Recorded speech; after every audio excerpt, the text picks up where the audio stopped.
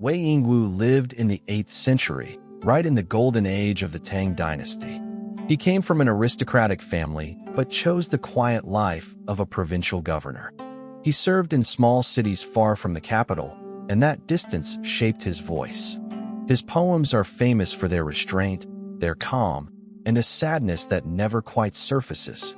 The title translates roughly to a drum and flute song about someone on his mind. It belongs to an old tradition where court songs were repurposed for private feeling.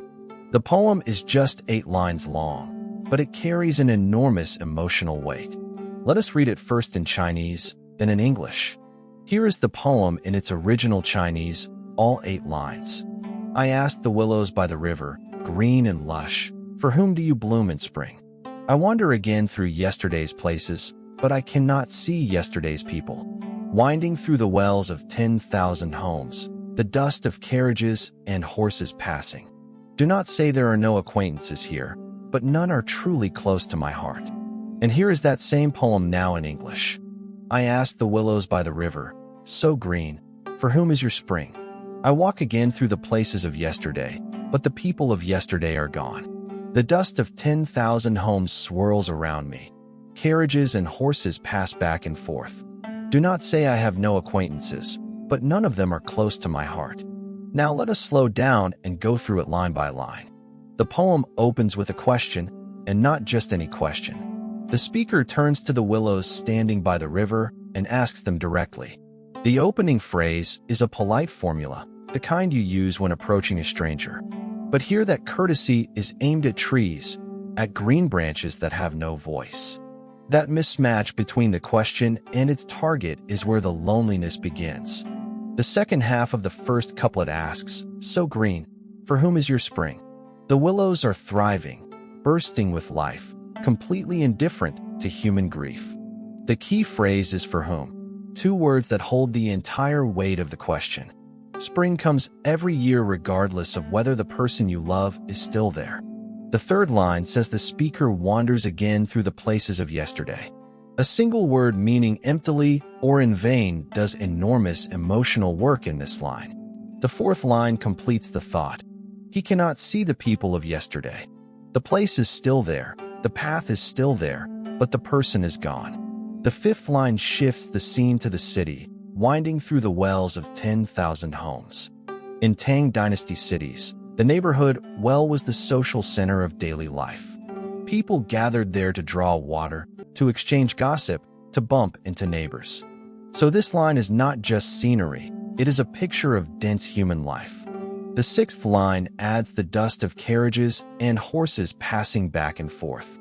The city is alive, crowded, full of motion and noise and commotion. But for the speaker, standing in the middle of all that, it is just dust. The contrast between the teeming world and his empty heart is what makes this so painful. The seventh line says, do not say there are no acquaintances. The speaker is heading off a possible assumption about his situation. Yes, there are people he knows, faces he recognizes scattered through the crowd. So his loneliness is not the loneliness of being surrounded by strangers. The final line delivers the real wound, but none of them are close to my heart. A small intensifying word here, meaning essentially or truly, sharpens the point like a blade. You can be surrounded by hundreds of familiar faces and still feel completely, utterly alone. That quiet confession is the poem's final and most devastating blow.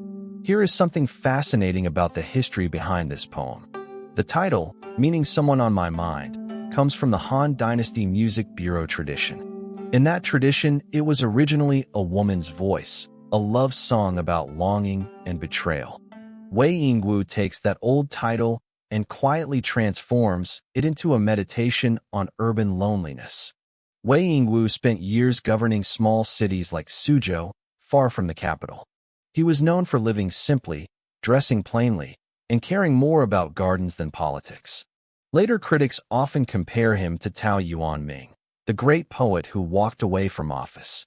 Both men discovered that public life and inner peace almost never coexist comfortably. What makes this poem so powerful is the way it is built. It moves from nature to memory to city bustle to a final private confession. Each couplet widens the lens, pulling back from willows to streets to the whole city. Then the last line snaps everything shut, narrowing all of that down to one lonely heart. So the next time you walk through a busy street full of familiar faces, and still feel that quiet ache of missing someone who simply is not there anymore, remember Yingwu standing by the river, asking the willows, "For whom is your spring?" Thanks for reading together today, and I will see you next time. 借问江上柳，青青为谁春？空游昨日地，不见昨日人。缭绕万家井，往来车马尘。莫道无相识，要非心所亲。